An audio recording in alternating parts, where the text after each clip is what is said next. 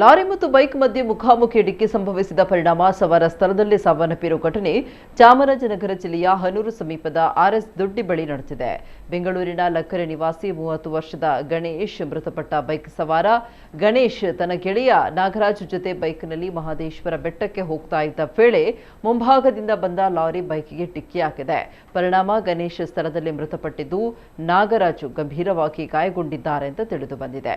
ಗಾಯಗೊಂಡವರನ್ನ ತಕ್ಷಣ ಕೊಳ್ಳೇಗಾಲ ಸರ್ಕಾರಿ ಉಪವಿಭಾಗೀಯ ಆಸ್ಪತ್ರೆಗೆ ದಾಖಲಿಸಲಾಗಿದೆ.